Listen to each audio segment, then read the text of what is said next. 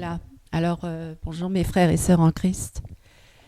Ce matin, nous voulons encore glorifier le Seigneur. Et nous ne voulons que élever le Christ, Jésus-Christ, le seul, l'unique Dieu, le Dieu vivant, le Dieu saint, le Dieu parfait, le Dieu pur, le Dieu qui a donné sa vie pour nous sur la croix, qui a versé son sang parfait, pur, pour nous libérer, pour nous sauver, pour nous délivrer du mal, du péché, de la mort, de Satan, des démons, du monde, de tout, parce qu'il est vivant. Rien n'est impossible à Dieu. Tout est possible à celui qui croit. Aujourd'hui, nous vous invitons à venir devant lui, tel que vous êtes, pour que le Seigneur puisse opérer des miracles en vous, pour que le Seigneur puisse vous délivrer, pour que le Seigneur puisse vous rendre libre, car il est venu pour nous affranchir et nous rendre libres, parce qu'il est le Dieu de la délivrance, il est le Dieu de la liberté. C'est nous qui devons être les enfants de Dieu libres. Nous devons refléter, nous devons briller au milieu des ténèbres. Nous devons être ces enfants de lumière au milieu des ténèbres, pour que les ténèbres voient la lumière et pour que les ténèbres puissent être détruites, parce que le Seigneur est venu pour détruire les œuvres du diable. Le Seigneur est venu pour détruire les œuvres des ténèbres, pour que les âmes soient sauvées, pour que les âmes soient libérées, pour que les captifs soient libres, pour que les prisonniers sortent de leur prison, pour que la vie de Christ brille en nous, pour que le Saint-Esprit règne, pour que le monde voit que tu es vivant, Seigneur, et que tu es le Dieu Tout-Puissant, et que rien n'est impossible à toi, et que tout est possible à celui qui croit. Aujourd'hui, nous voulons parler d'un thème qui est très récurrent, parce que ça fait déjà pas mal d'années que ça dure, et depuis le début du monde d'ailleurs. C'est pour dire que le monde occulte existe. L'occultisme est toujours présent parmi les hommes, même parmi le peuple de Dieu, malheureusement. Et c'est ça, justement, aujourd'hui, je veux vous rendre conscient que beaucoup sont encore liés par ces choses, malgré qu'ils viennent à l'église, malgré qu'ils viennent parmi le peuple de Dieu. Et bien sûr, à l'extérieur, les païens, tous les jours, ils consultent, on va parler des horoscopes, on parlait de l'horoscope, ils consultent l'horoscope, mais c'est vrai que parfois, et malheureusement, et ça me désole beaucoup, que j'entende dire par des chrétiens, de quel signe astrologique es-tu ? Alors que normalement, ces choses-là ne devraient même pas sortir de notre bouche, alors que ces choses-là, ça ne devrait même pas exister dans notre cœur. Alors qu'il y a des gens, malgré qu'ils viennent à l'église le dimanche, au culte, peuvent facilement dans la semaine consulter les horoscopes, l'astrologie et bien d'autres domaines encore de l'occultisme. Et même aller consulter parfois même des voyants sans s'en rendre compte qu'ils sont entrés dans le domaine de l'ennemi et que finalement, ce ne sont pas des chrétiens heureux, ce sont des chrétiens malheureux qui sont toujours en échec et qui ont toujours des problèmes et qui sont jamais libres. Voilà. Et c'est pourquoi aujourd'hui, je vais vraiment vous inviter à comprendre que le Seigneur, il est venu pour nous affranchir, pour nous rendre réellement libres et pour nous délivrer justement de toutes ces puissances occultes, ces puissances ténébreuses qui sont là autour de nous, qui envahissent le monde, mais qui envahissent même les églises. Alors, à travers l'astrologie, oui, ou à travers d'autres domaines de l'occultisme, parce que le diable est très malin et très rusé. Il connaît l'homme. Il sait que s'il y a un domaine dans lequel il veut pas entrer, il lui proposera d'autres choses. Et il y en a tellement, et c'est tellement vaste, hein, mes amis, c'est tellement vaste. Et moi, je vous invite quand même à étudier cela parce que faute de connaissance, mon peuple périt, alors que nous devons avoir cette connaissance justement pour ne plus nous laisser avoir et piéger par l'ennemi. Hein, c'est très important et c'est vrai qu'il y a beaucoup de personnes qui ignorent beaucoup de choses et comme par exemple même l'astrologie, il n'y a pas que l'astrologie puisqu'il y a aussi la psychologie chrétienne par exemple, ça paraît anodin, ça paraît même être très bon, on pourrait dire oui mais je veux aider mon prochain et finalement non, on l'aide pas parce qu'on rentre dans un domaine qui n'a rien à voir avec Dieu, on ne consulte pas l'Éternel, on consulte l'homme, on essaie de trouver des solutions et puis bien sûr derrière se cache l'ennemi hein, qui se déguise toujours, hein, parce que l'ennemi, il est malin, il va pas venir de front comme ça en face de nous, il va toujours revêtir un déguisement, une apparence trompeuse, séduisante, pour justement nous tromper et nous détourner des vraies voies de Dieu, et finalement,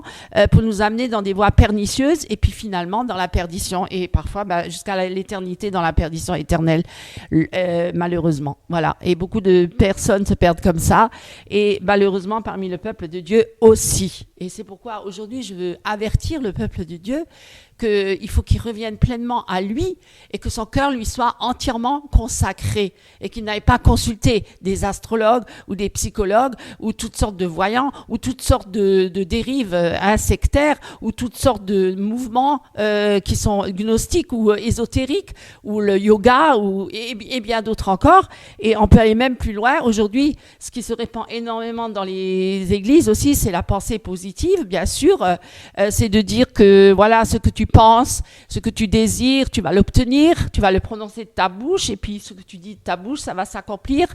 Non, c'est ce que Dieu prononce de sa bouche qui va s'accomplir, et non pas ce que l'homme dit. Parce que là, tout est centré sur l'homme. Tout est centré sur l'homme. C'est l'homme qui décide. C'est l'homme qui pense, c'est l'homme qui désire et c'est l'homme qui veut accomplir sa volonté en mettant après le nom de Dieu dessus. Et finalement, quoi? Le piège, c'est qu'il se prend pour lui-même, pour Dieu. Et c'est ce que Satan veut, parce que mes amis, Satan a toujours voulu dérober la place de Dieu, parce qu'il voulait être assis à la place de Dieu, sur le trône de Dieu. Et c'est pourquoi on a tous ces combats, on a toutes ces batailles, parce qu'on a un ennemi, il est bien présent, et vous le voyez bien autour de nous, vous le voyez bien même dans l'église, il fait des ravages. Pourquoi? Parce qu'on n'est pas assez vigilant. On ne veille pas assez, on ne prie pas assez, on ne cherche pas assez la face de Dieu. On est pris par les choses du monde. Le diable essaie toujours de nous détourner, il essaie toujours de nous ramener dans les choses du monde pour que justement qu'on soit séduit par les choses apparentes plutôt que par les choses invisibles qu'on ne voit pas et qui sont dans le royaume de Dieu. Parce que les choses invisibles, c'est là que ça se passe, parce que nous ne sommes pas que faits de chair et de sang, nous avons une âme, un esprit. Nous sommes dans un monde spirituel, mes amis, il faut quand même vous en rendre compte, et qu'un jour, oui, on rendra compte devant Dieu, parce que nous ne sommes pas éternellement sur la terre, nous sommes que de passage, et un jour, nous comparaîtrons devant Dieu et nous rendrons compte pour notre vie.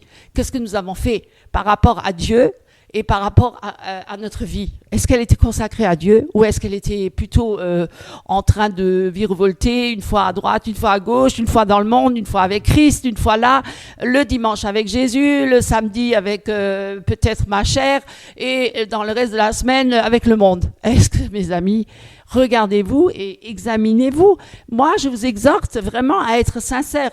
Déjà avec vous-même, mais avec Dieu, parce que vous dites que vous aimez Dieu, mais en même temps, vous reniez complètement ce qu'il vous demande.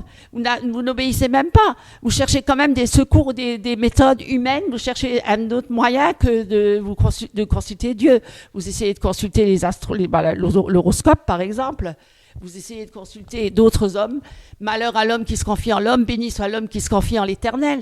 Pourquoi vous n'allez pas directement à la source? Pourquoi vous allez chercher des médiateurs autres que Jésus-Christ? Alors que Jésus l'a dit lui-même, je suis le seul chemin, la seule vérité, la seule vie.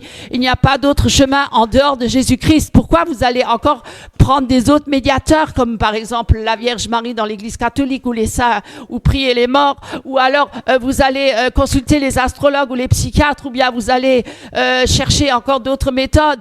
Pourquoi vous allez chercher alors que l'Éternel, il a dit lui-même, celui qui me cherche me trouvera, celui qui me cherche de tout son cœur, je me laisserai trouver par lui. Alors Dieu, il est vivant, mes amis, il est vivant, il est vivant, ce n'est pas une statue.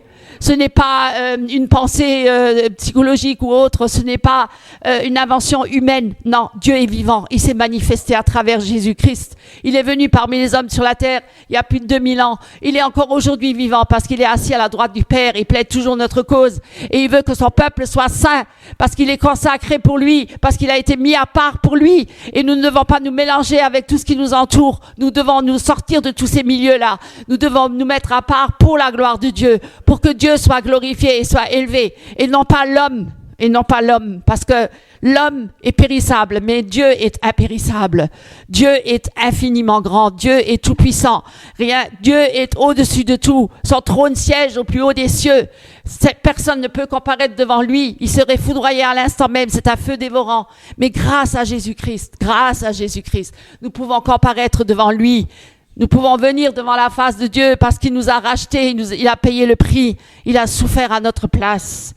Et pour revenir avec cette histoire de l'horoscope, ce que je voulais dire par là, c'est que tous ceux qui ont consulté les horoscopes ont toujours été déçus. Et ça, on peut le dire, parce que ce sont des mensonges, ce sont des hérésies.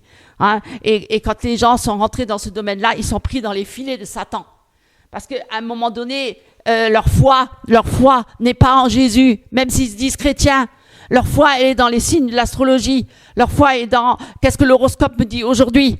Alors donc quelque part, ils sont en train de se compromettre et puis on va dire, c'est de la prostitution spirituelle, hein, parce que finalement c'est leur Dieu, c'est l'horoscope. Bien sûr, Satan derrière, mais ce n'est plus Jésus. Ils ne mettent pas leur confiance en Jésus-Christ. Ils ne disent pas aujourd'hui ma journée, Seigneur, je la confie en toi et je marche par la foi. Et je lis la parole, je prie et je passe du temps avec toi et je marcherai selon ta volonté comme toi tu le veux. Et si tu veux que les circonstances de ma vie soient comme ça, eh bien je les accepte parce que c'est ta volonté. Mais si je me soumets à l'horoscope et que je ma foi dans ces sciences occultes, et alors mon maître c'est qui? Mon maître ça ne sera pas Jésus-Christ, mon maître ça sera Satan. Et Satan il fera ce qu'il voudra avec moi. Et je serai piégé par lui. Et je serai entraîné dans des situations que je n'aurais jamais voulu. Et je ne comprendrai pas. Et je donnerai la faute à Dieu. Je dirais, oui, mais comment ça se fait? Ouais, Dieu, qu'est-ce qu'il fait pour moi? Je vis tout le temps des choses mauvaises. Je ne sais même pas ce qui m'arrive. Pourquoi maintenant je vis ça? Mais parce que je n'ai pas consulté l'Éternel. Si j'aurais consulté l'Éternel, peut-être même là où je serais dans des circonstances, même parfois difficiles. C'est pas que Dieu l'a dit qu'on aura une vie facile. Mais juste pour dire qu'à ce moment-là, Dieu nous fortifiera et nous donnera la paix par rapport à tout ce qui nous entoure, parce que Dieu il est vivant, mes amis. Bien sûr, on n'est pas toujours là à dire oui, Dieu donne, et puis on reçoit, et puis on est comme ceux qui disent l'évangile de la prospérité, qui pensent qu'avec Dieu, c'est comme un distributeur automatique, je veux être riche, et ben je vais devenir riche. Et puis je veux une voiture de sport, j'aurai une voiture de sport, j'aurai une maison, un palais, un palace, etc. C'est pas ça Jésus-Christ, ça c'est un faux évangile, mes amis. On fait croire que quand on vient à Christ, on va devenir riche. Mais riche, oui, riche du royaume de Dieu, riche spirituellement. Mais bien sûr, et si Dieu veut nous donner une maison, il nous la donnera, c'est pas un problème. Mais c'est pas ça l'essentiel, mes amis. Parce que notre maison, elle est plutôt céleste, hein. Elle n'est pas terrestre. Elle est spirituelle, elle est dans le royaume de Dieu. Quand Jésus l'a dit, je vous préparerai une place auprès de moi. Pour la vie éternelle, mes amis. Qu'est-ce que c'est quelques instants sur la terre, sur le passage, hein, nous sommes que de passage. Nous sommes des étrangers, des voyageurs sur cette terre. Nous sommes que de passage. Notre patrie, elle est céleste, mes amis. C'est pourquoi arrêtez de consulter tous ces sciences occultes, l'astrologie, la voyance et tout le reste. Je vous ferai un jour la liste, mais elle est longue, hein, croyez-moi. Mais en tout cas, je vous dis une chose, c'est que jamais personne n'est sorti indemne lorsqu'il consulte, on va dire le diable, parce que derrière se cache le diable, il se déguise derrière tout ça, eh bien, c'est toujours pour la perte, c'est jamais pour le gain, c'est jamais pour être bien, c'est toujours pour être plus malheureux encore. C'est après encore, on a plus de problèmes, il y a des problèmes qui s'accumulent, et après on donne la faute à qui? On donne la faute à Dieu. Mais pourquoi Dieu? Mais Dieu, il n'est pour rien là-dedans. Dieu, il dira, mais mon enfant, si tu m'aurais consulté moi, hein, si tu serais venu à moi, je t'aurais fait comprendre qu'est-ce que tu as comme problème, tes maladies et tout ça. Si tu te repens de tes péchés, eh bien, j'ôterai toutes ces maladies-là. Je te guérirai. Comme il disait, si mon pays, mon peuple sur lequel est invoqué mon nom, vient à moi et se repent de ses péchés, se détourne de ses mauvaises voies, alors son pays, et qui m'invoque d'un cœur pur, eh bien, son pays, je le guérirai. Voilà, sur cette parole, je vous encourage à méditer. Que Dieu vous bénisse. Amen. Frères et sœurs en Christ, Dieu désire voir du fruit dans la vie des chrétiens. Il est même en droit de s'attendre à ce que nous portions du fruit pour lui. Après tout, il nous a rachetés pour lui à très grand prix. Mais que veut dire, au fond, porter du fruit pour Dieu? Tout d'abord, nous devons nous débarrasser de nos préjugés, du fruit pour Dieu. Ce ne sont pas en premier lieu les bonnes œuvres, cela peut nous étonner. Mais interrogeons notre Bible pour savoir ce qu'est du fruit pour Dieu. Disons en Galates 5, versets 22 à 23, « Le fruit de l'esprit est l'amour, la joie, la paix, la patience, la bienveillance, la bonté, la fidélité, la douceur, la maîtrise de soi. » C'est une longue liste. Les bonnes œuvres, ce sont souvent des actions en faveur de notre entourage, quelque chose de bien que nous faisons pour notre prochain et pour nos frères et sœurs dans la foi. Bien sûr, Dieu veut aussi voir chez nous cette sorte de bonnes œuvres. Cependant, le fruit pour Dieu, c'est ce que Dieu voit dans ces bonnes œuvres, des traits de caractère du Seigneur Jésus qui apparaissent dans notre vie et qui plaisent à Dieu, la bonté qui nous incite à faire de bonnes œuvres, la joie intérieure que nous ressentons quand nous les faisons, la fidélité qui nous pousse à l'obéissance, l'amour qui nous engage à porter la bonne nouvelle à des personnes perdues. Voilà du fruit pour Dieu.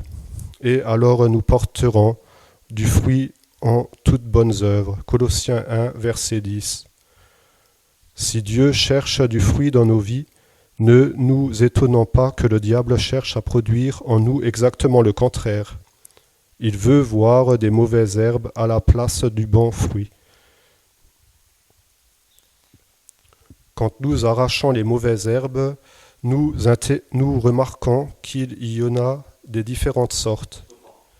Quand nous arrachons les mauvaises herbes, nous remarquons qu'il y en a de différentes sortes. Il y a déjà celles qui s'enroulent autour des racines des bonnes plantes. Ainsi, le diable cherche à nous les envelopper de ses artifices pour nous écarter de la bonne terre. Avons-nous déjà remarqué que Satan cherche à nous ravir les moments de calme pendant lesquels nous plongeons nos racines dans l'eau de la parole de Dieu, qu'il veut nous distraire pendant la prière? Cette sorte de mauvaise herbe est particulièrement pernicieuse, car elle détruira finalement la bonne plante qui n'a plus de nourriture ni de support. Au début, on ne remarque rien, mais soudain, la belle fleur se fait et fait peine à voir. C'est pourquoi prenons une nouvelle résolution, préserver nos moments de calme et leur donner la bonne priorité dans nos vies. D'autres sortes de mauvaises herbes envahissent les bonnes plantes et les recouvrent de leurs feuilles. Ainsi, les bonnes plantes ne reçoivent plus assez de soleil. Connaissons-nous cette sorte de mauvaises herbes dans nos vies? Des choses qui nous empêchent de rester dans la lumière de l'amour et de la bonté du Seigneur Jésus. Peut-être que ce sont des doutes, des soucis.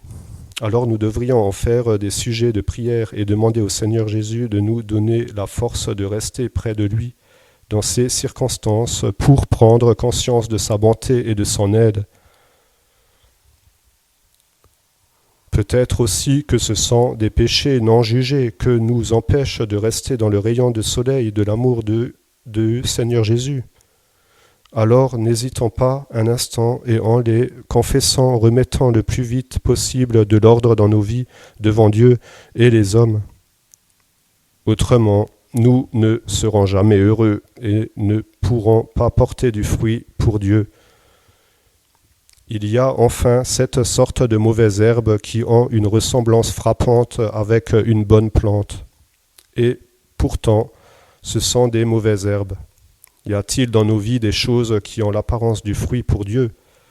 Une bonne éducation ou un caractère aimable ressemblant parfois à tout à fait du fruit pour Dieu. Nous pouvons aussi faire des choses uniquement dans le but de présenter extérieurement une belle façade, sans y être engagés intérieurement. Dans ce cas, nous devons nous souvenir que nous pouvons tromper les hommes, mais jamais Dieu. Il existe sans doute encore bien d'autres sortes de mauvaises herbes. Alors mettons-nous au travail et arrachons les mauvaises herbes dans nos vies en sorte que nous portions plus de fruits pour Dieu. Amen. Soyez bénis. Alors bonjour frères et sœurs en Christ, chers amis, et pour ceux aussi qui nous écoutent, chers internautes. Nous sommes dans la joie ce matin effectivement de pouvoir nous rassembler pour ce dimanche autour du Seigneur, autour de sa parole, qui nous transforme, qui nous donne vraiment ce que notre âme a besoin. Et nous allons ce matin effectivement lire la parole de Dieu. Et j'introduis ce culte nous allons dans Philippiens, au chapitre 4, versets 8 et 9. Philippiens 4, chapitre 4, versets 8 et 9. Je fais la lecture. Au reste, frères, que tout ce qui est vrai, tout ce qui est honorable, tout ce qui est juste, tout ce qui est pur, tout ce qui est aimable, tout ce qui mérite l'approbation, ce qui est vertueux et digne de louange, soit l'objet de vos pensées. Ce que vous avez appris, reçu et entendu de moi, et ce que vous avez vu en moi, pratiquez-le. Et le Dieu de paix sera avec vous. Voilà. Donc ici, effectivement, il s'agit d'un seul verset, mais ô combien ce verset est riche et salutaire. Et nous pouvons effectivement relever cette vertu qui sont effectivement indispensables pour notre marche chrétienne, notre développement aussi spirituel.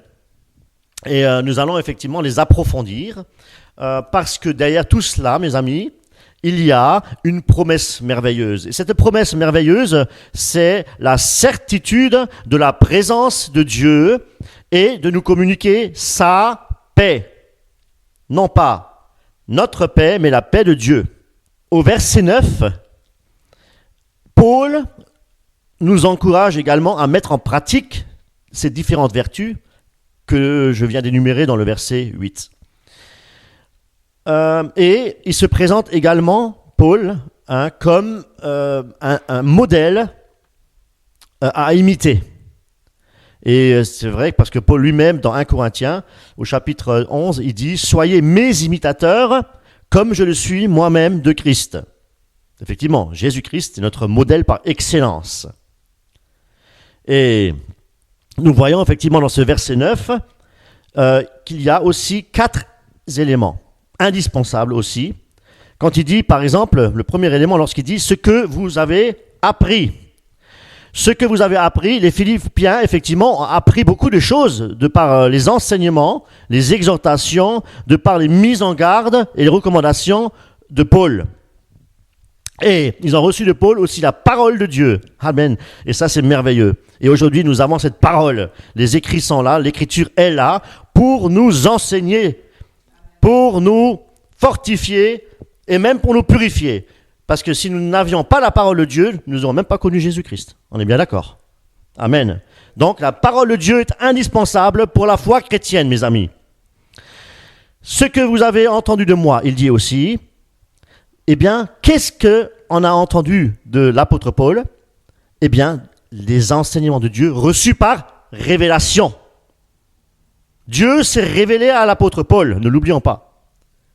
Donc toute la parole de Dieu, les Écritures saintes, c'est la révélation de Dieu. Amen. La révélation de Dieu.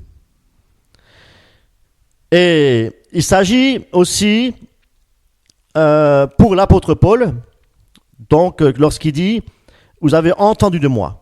Entendre de l'apôtre Paul. Entendre quoi ? Sa réputation, son témoignage qui, comme nous le devrait être, irréprochable. Soyez irréprochables, dit le Seigneur, en toutes choses. Également son caractère. Eh oui, le Seigneur, il faut vraiment qu'il forge notre caractère, hein, surtout le mien, pour commencer. Et oui, il y a du travail encore. Le style de vie de l'apôtre Paul, son engagement vis-à-vis du Seigneur, ses expériences aussi, quand il a dû endurer aussi toutes les épreuves, connaissant les passages, hein, lorsque l'apôtre Paul devait passer par des grandes souffrances. Eh bien, pour finir, il parle aussi de ce que vous avez vu en moi. Qu'est-ce qu'on a vu en l'apôtre Paul ? Eh bien, il est en train de dire ce qu'il est en train de prêcher. Un modèle. Ce que l'apôtre dit, ce que l'apôtre enseigne, il le vivait, mes amis. Il le vivait. Et il était irréprochable. L'apôtre Paul était un homme de Dieu. Aujourd'hui, beaucoup de soi-disant apôtres se disent apôtres comme l'apôtre Paul. Mais l'apôtre Paul a dit, ce sont des ouvriers trompeurs, déguisés en apôtres de Christ. C'est ce que la parole enseigne. Paul a reçu la parole par révélation, mes amis. Ne l'oublions jamais. Et n'oublions pas aussi que Paul était un pharisien intègre. C'était un homme de loi. Et ô combien aussi il était, lorsqu'il était converti à Jésus, lorsqu'il a eu cette révélation, cette vision sur le chemin de Damas, ô combien aussi il a pris cette décision d'obéir au Seigneur.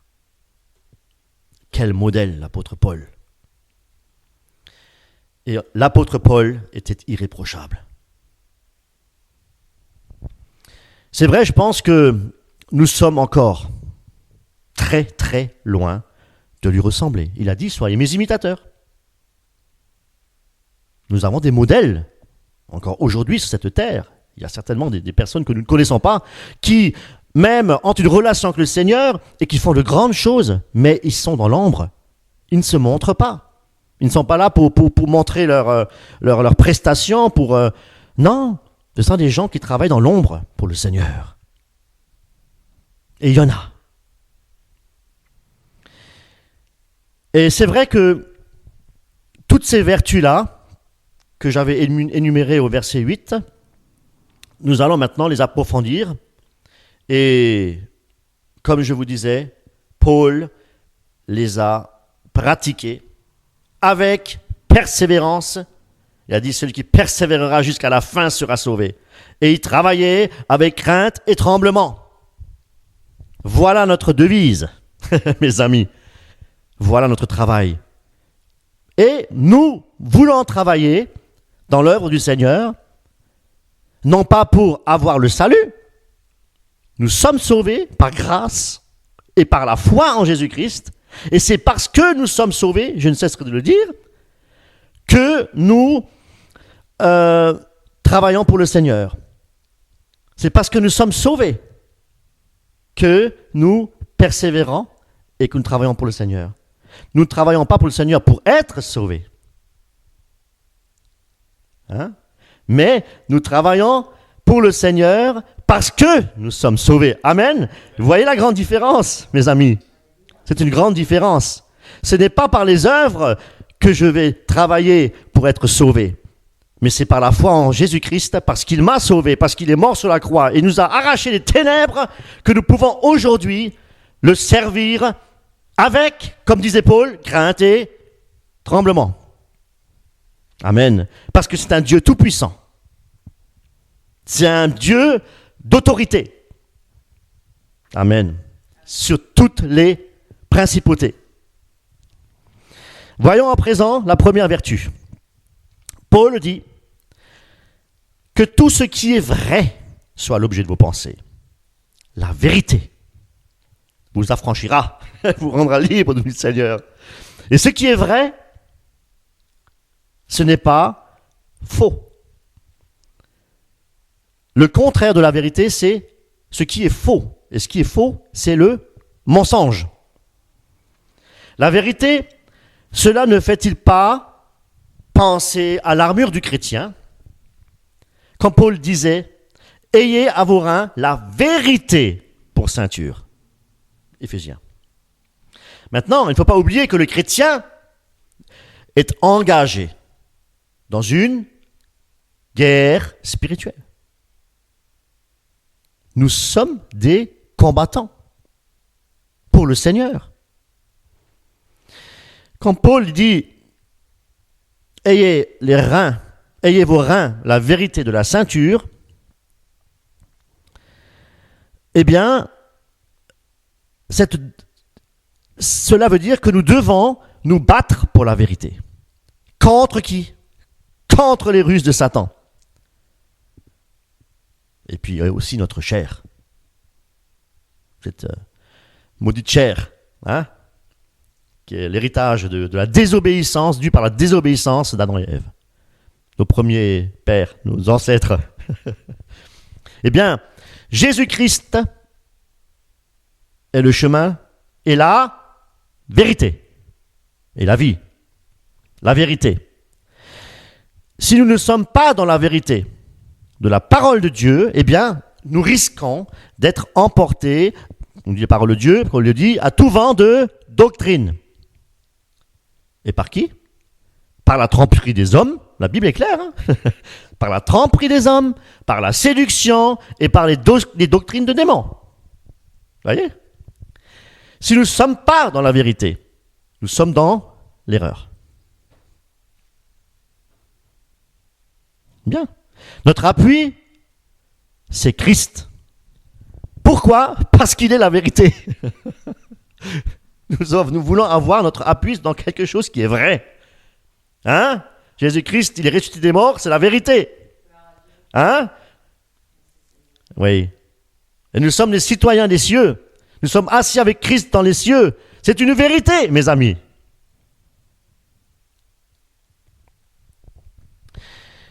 La parole de Dieu, c'est la référence de ce qui est vrai. Les Saintes Écritures. Jésus disait lui-même dans Jean 17, facile à retenir, quand il priait le Père, il disait « Sanctifie-les par ta vérité. » Amen. Ta parole est la vérité. Les jugements de Dieu sont vrais et ils sont justes, nous dit Psaume 9. Nous avons aussi dans Psaume 119, il est dit aussi « Tes commandements sont la vérité. » Psaume 31,6, « Éternel, Dieu de vérité. » Mes amis, tout ce qui est vrai, c'est-à-dire Jésus-Christ, la parole de Dieu, la méditation de sa parole, vouloir pratiquer les commandements qui sont la vérité, doivent être l'objet de nos pensées. Amen. Et si Paul le recommande, c'est qu'il le faisait aussi. Vous voyez? On est loin de ressembler à l'apôtre Paul. Soit mes imitateurs. Eh oui. Donc, la vérité, c'est ce qui se trouve en Dieu, en Jésus-Christ et également dans l'Esprit de Dieu, le Saint-Esprit. Il dit du Saint-Esprit, pourquoi? Parce que le Saint-Esprit, on dit aussi, c'est l'Esprit de vérité. Donc, laissons-nous conduire par le Saint-Esprit, qui est la vérité, et laissons la parole de Dieu nous transformer par la puissance de ce dernier, du Saint-Esprit, par la puissance du Saint-Esprit. Amen. Vous voyez, c'est un tout. La triunité, mes amis. La première vertu, donc tout ce qui est vrai, soit l'objet de nos pensées. Waouh, il y a du boulot. On a tous du travail là. Et moi le premier. Passons maintenant à la deuxième vertu. Au reste, frères, que tout ce qui est honorable soit l'objet de vos pensées. Alors moi j'aime bien un peu les mots, chercher les synonymes, etc. Alors j'ai plongé un petit peu je suis allé voir dans le dictionnaire Robert. J'aime bien. Qui mérite d'être honoré, estimé, une famille honorable. Les synonymes, donc c'est digne, estimable, respectable. Qui honore, qui attire la considération, le respect. Un profond respect pour les choses de Dieu, mes amis. On pourrait dire que tout ce qui est respectable et digne soit l'objet de nos pensées. N'oublions pas que nos pensées sont aussi liées à notre cœur. Parce que, effectivement, dans Marc, il est dit que ce qui vient du cœur, vous connaissez tous, ce sont les mauvaises pensées. Eh oui, le cœur, les mauvaises pensées. C'est du cœur que viennent les mauvaises pensées. Alors, la liste, elle est longue, les meurtres, adultères, impudicité, les vols, calomnies, et ainsi de suite. Et cela signifie que si notre cœur n'a pas été régénéré par l'Esprit de Dieu, nous ne pouvons que avoir des mauvaises pensées. Il faut une régénération. Notre cœur doit être transformé, vivifié par l'Esprit de Dieu, mes amis. Et qu'est-ce que Dieu a dit dans Ézéchiel? Vous savez, il faut lire un petit peu aussi nos prophètes, nos ancêtres, les prophètes. Il disait, je vous donnerai un cœur nouveau et je mettrai en vous un esprit nouveau. De nouvelles choses. Le Seigneur nous donne de nouvelles choses bonne chose. Eh bien, j'ôterai de votre cœur de pierre, hein? J'ôterai de votre corps, le cœur de pierre. Et je vous donnerai un cœur de chair. Amen. Et pourquoi un cœur de chair? Eh bien, tout simplement, pour pouvoir servir notre Dieu avec des pensées pures. Hein? Avec un cœur de pierre, nous ne pouvons pas servir le Seigneur avec des pensées pures. C'est pour ça qu'il a dû venir changer notre cœur. Ce matin, nous avons chanté le chant « Change mon cœur, Seigneur, hein? Et purifie-nous. Purifie-nous, Seigneur. » Amen. C'est l'action du Saint-Esprit, mes amis. C'est Dieu qui opère. Ne l'oublions pas. Que tout ce qui est honorable soit l'objet de nos pensées. Pour avoir des pensées qui honorent Dieu, honorables, il faut méditer en fait tout ce qui mérite la louange, l'adoration et le respect de Dieu. Très important. On pourrait se poser la question, mais qu'est-ce qui pourrait nous empêcher de méditer ce qui est honorable? Qu'est-ce qui pourrait nous empêcher? Ce qui est honorable et céleste, mes amis. L'honorable, ça vient du mot révérer, ou encore peut adorer. Ah oui, c'est ça. Et si nous honorons les choses de ce monde, si nous donnons de l'importance et la valeur dans les choses éphémères, des choses de ce monde, eh bien, nos pensées seront dirigées vers les choses éphémères. C'est pas compliqué, l'évangile. C'est pas difficile à comprendre, ces choses-là. Eh bien, le Seigneur ne sera pas honoré. Notre propre moi. Moi, je veux. Moi, je veux. L'égoïsme. Et cela nous coupe la communion avec le Seigneur, mes amis. C'est ça qui est dramatique, c'est ça qui est triste. C'est ça qui est triste. Nos pensées doivent tous les jours de notre vie, mes amis. Une marche chrétienne, ce n'est pas juste j'entends un message et puis je travaille sur ce message la semaine. Non, tous les jours de notre vie, jusqu'à notre mort, nous devons travailler sur nos pensées. C'est du travail, oui. Le chrétien, il a du boulot, hein. On a du travail, hein. Du pain sur la planche, comme on dit. Eh bien, nos pensées doivent tous les jours rechercher ce qui est honorable dans nos vies, en pratiquant la volonté de Dieu, pas notre volonté. Comme je disais tout à l'heure, égoïste. En pratiquant la volonté de Dieu. Et cela demande, on veut tous être des disciples. Oh, je suis disciple de Christ. Mais est-ce que tu es discipliné pour justement chercher tout ce qui est honorable dans ta vie, en pratiquant la volonté de Dieu? Eh oui, soyons des disciples disciplinés, mes amis. Un frère qui me dit souvent, un disciple est discipliné. Oui, frère, tu as raison. C'est vrai. Et avec l'aide du Saint-Esprit, cela est réalisable. C'est possible, mes amis. Parce que c'est une puissance, l'Évangile.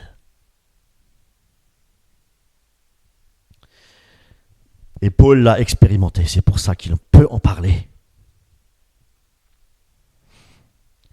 Prions le Seigneur que tout ce qui est honorable soit l'objet de nos pensées, parce que tout ce qui occupe nos pensées, qu'on le veuille ou pas, peut influencer quoi? Notre comportement, mais bien sûr, et aussi influencer notre caractère, mes amis. Bon, prions vraiment le Seigneur.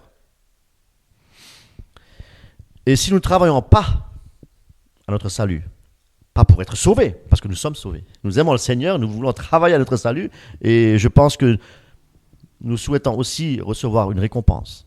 Ce serait bien. Donc, travaillons à notre salut. Si nous travaillons effectivement à notre salut, eh bien, nous pouvons à ce moment-là aussi vivre dans la paix du Seigneur. Gloire à Dieu. C'est important de le préciser. Et au verset 9, effectivement, il dit que nous devons mettre toutes ces vertus-là en pratique. Et la paix de Dieu reposera sur nous. Vous voyez?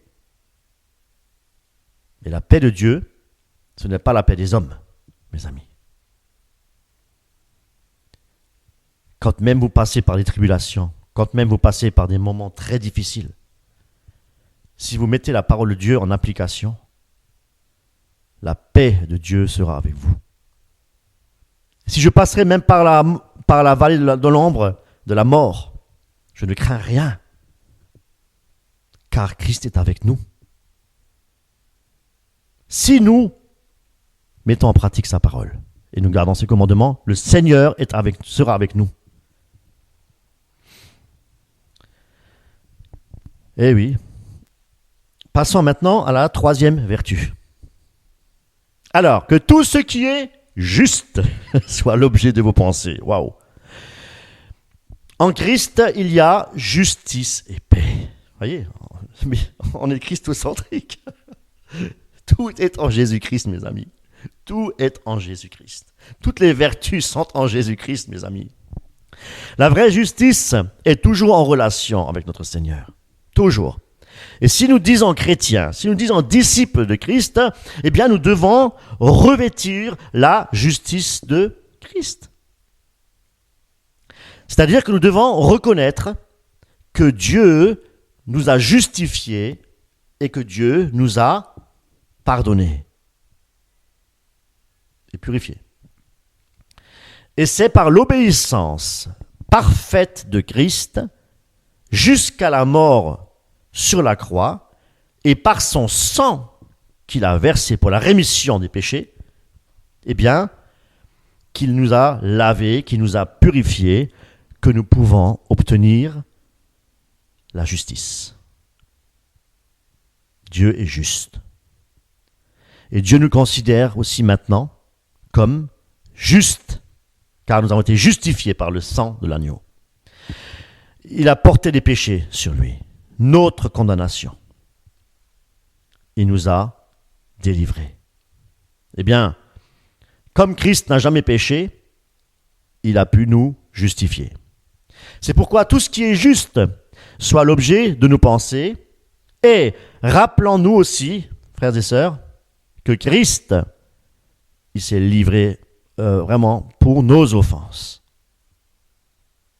Ça, tous les jours, nous devons penser à cette justice de Dieu. Il nous a justifiés. Mais ça a coûté un prix, mes amis. Ça lui a coûté un prix. Eh oui. Pensons-y chaque jour. Nous voulons tous être justes. Mais pensons que le juste qui nous a justifiés, c'est celui qui a souffert pour nous sur la croix et qui a versé son sang. Et qu'il a aussi été ressuscité pour notre justification. Alléluia. Christ est vivant. Amen. Christ est vivant. Si nous sommes justifiés par Christ, nous sommes pardonnés par Christ. Donc, apprenons, si nous voulons être justes, à pardonner. Pardonner, à aimer nos ennemis. Et ça, c'est beaucoup moins facile, mes amis.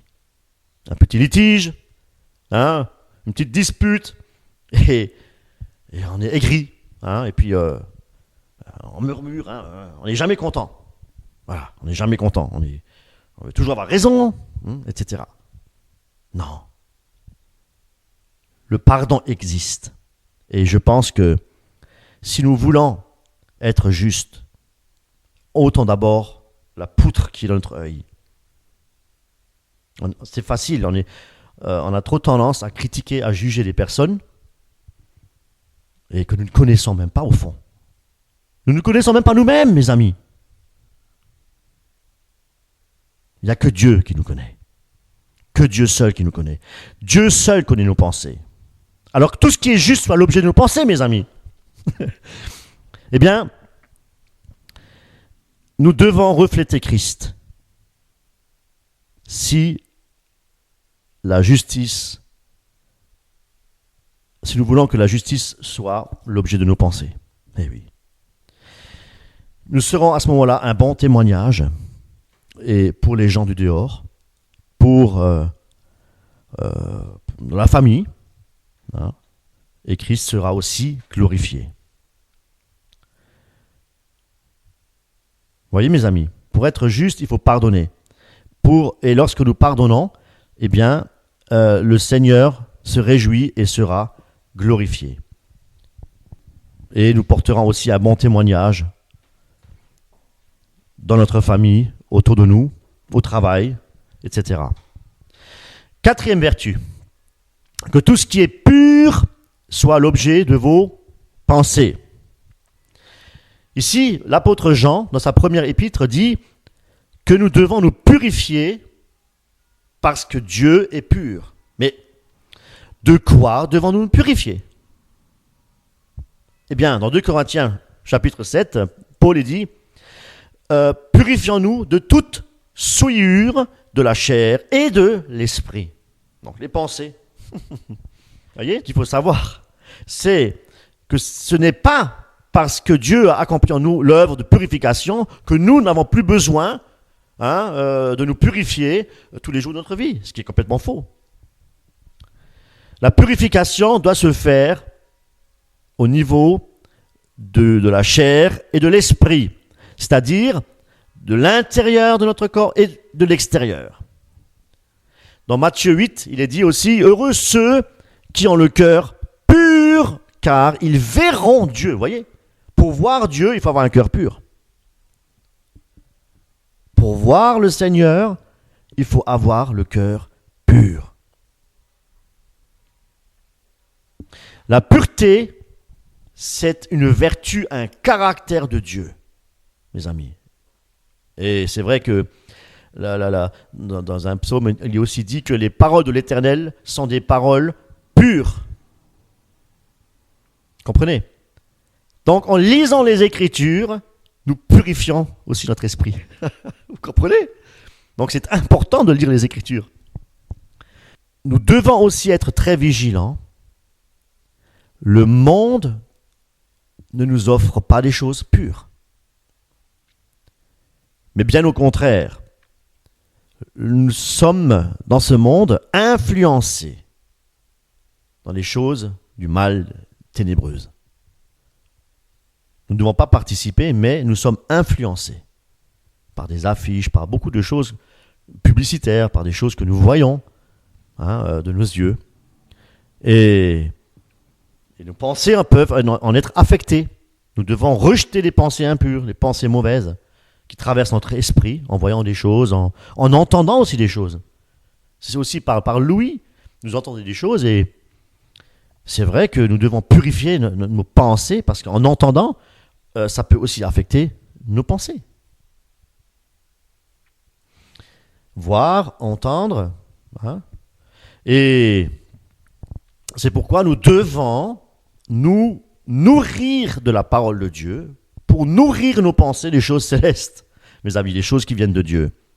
Parce que la parole est pure. Je viens de le dire, l'Éternel, la parole est pure dans le psaume.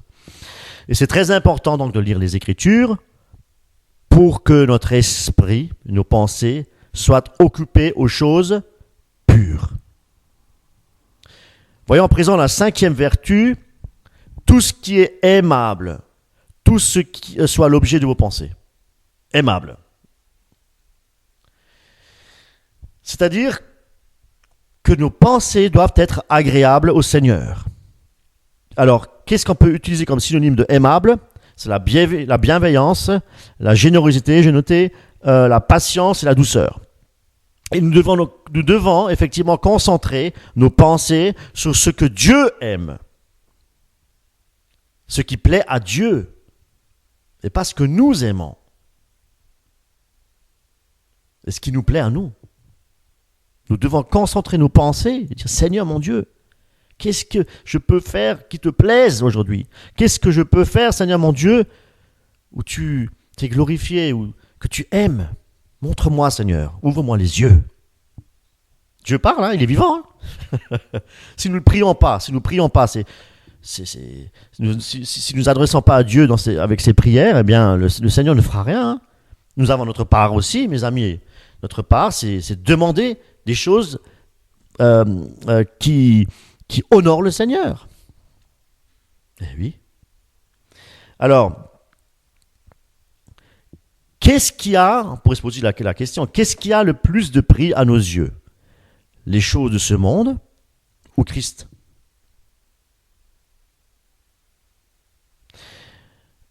Être aimable, c'est aussi désirer le bien pour notre prochain. Eh oui. Tu aimeras ton prochain comme toi-même. Voyez? Chercher à faire du bien, et cela aussi sans vouloir avoir un retour. Le faire par amour. Parce que, nous dit la parole de Dieu, l'amour ne cherche pas ses propres intérêts. Il n'est pas égoïste. Celui qui aime, il partage, il donne. Jésus-Christ, il donne, il aime, il partage. Vous voyez? Être aimable, c'est accepter aussi les défauts chez les autres, sans le juger, sans le critiquer. C'est important. Et chez les autres, nous voyons toujours le mal. Alors que tout à l'heure, je disais que nous devons premièrement ôter notre poutre dans nos yeux pour voir plus clair. C'est vrai, et cela, c'est pas facile. Aimer, ce n'est pas facile. Ce n'est pas facile du tout. Parce que notre nature égoïste nous empêche toujours d'aimer, de servir. On aime être servi. Jésus-Christ a dit, vous voulez être des disciples de Christ, soyez des serviteurs. Il n'a pas dit vous allez être servis, soyez des serviteurs.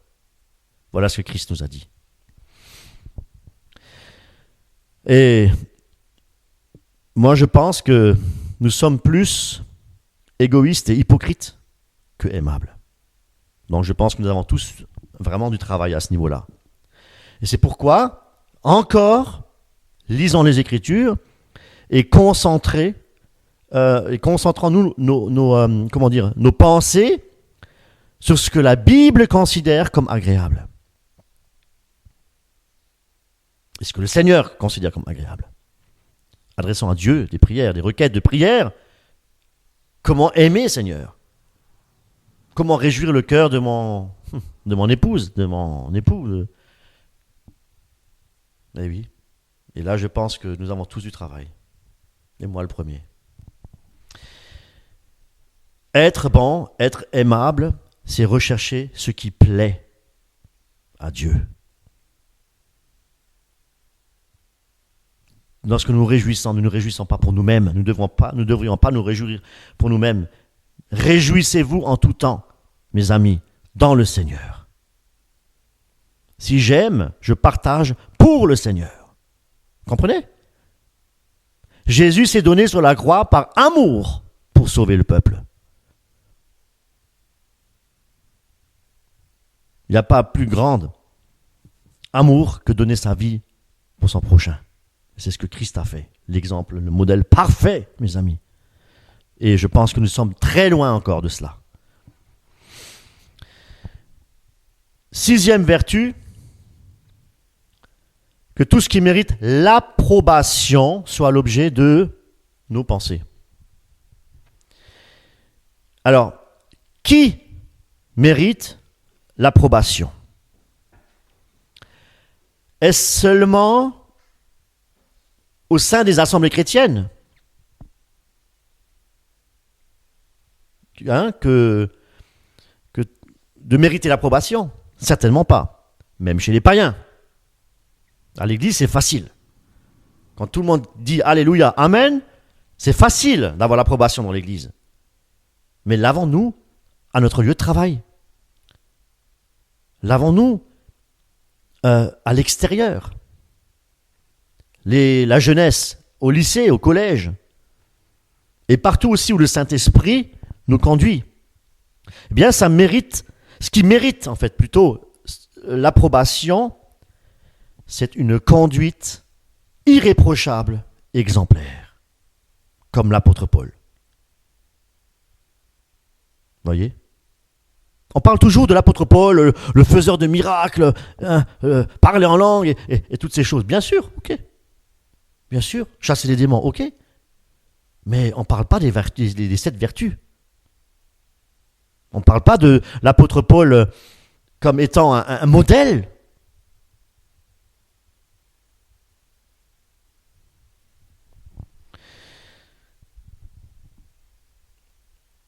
Ne pas parler de mal contre son prochain.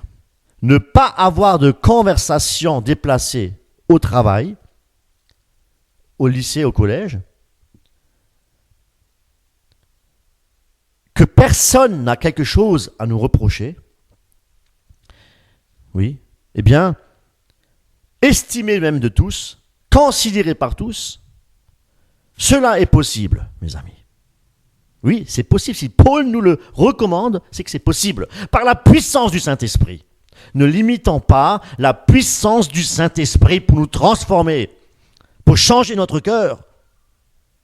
Lorsque nous chantons « Change mon cœur », Seigneur, chantons-le nous de tout notre cœur. Eh oui.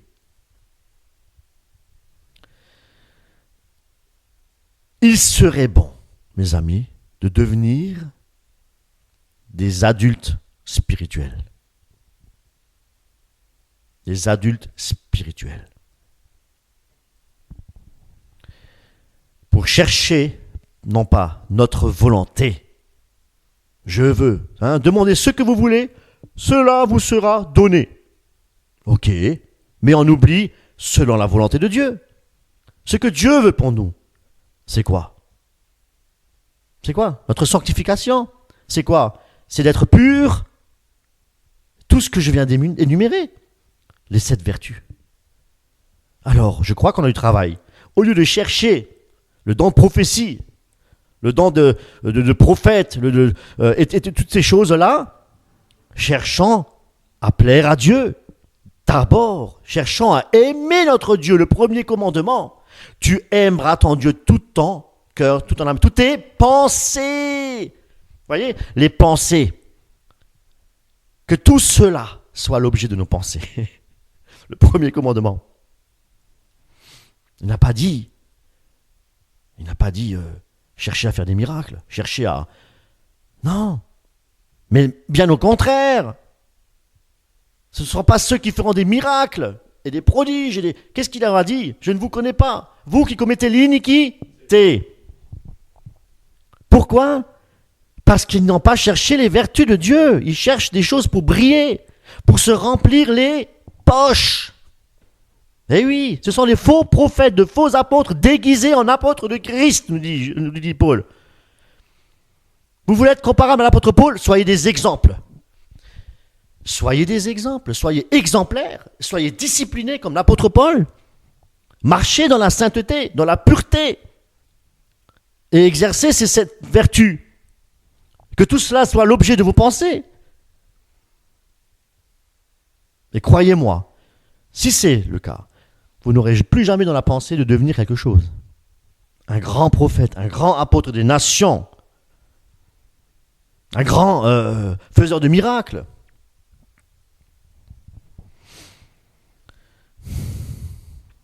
C'est vrai, c'est vrai. Ce qui mérite l'approbation, je le répète, c'est une conduite exemplaire. Ne pas parler du mal sur son prochain. Ne pas avoir de conversation déplacée. Que personne n'a quelque chose à nous reprocher. Lorsqu'on regarde, souvent on regarde les vidéos, c'est vrai que, eh bien, ils se contredisent. Et puis ils se font la tête parce que une mauvaise compréhension des Écritures. Surtout dans le domaine charismatique. Des divisions incroyables. Et pourtant, il y a un seul esprit, nous dit la parole de Dieu. Donc s'il y a des divisions, il faut se poser des questions. Tout simplement. Cela est possible d'être irréprochable, sans reproche, si nous gardons les commandements, au lieu de faire tout le temps des prières égoïstes pour satisfaire notre chair. Eh bien, si nous prions le Seigneur de nous accorder sa grâce, de mettre en pratique ses vertus, eh bien, il le fera. parce que c'est sa volonté. Et nous devons chercher sa volonté dans nos vies pour porter du fruit, grandir spirituellement et ressembler à Jésus-Christ. Alors travaillons, mes amis, à notre salut, parce que, non pas pour être sauvés, mais parce que nous sommes sauvés, parce que nous voulons aimer le Seigneur. Hein? Et je vous dis vraiment, soyez richement bénis et passez encore un bon dimanche. Amen.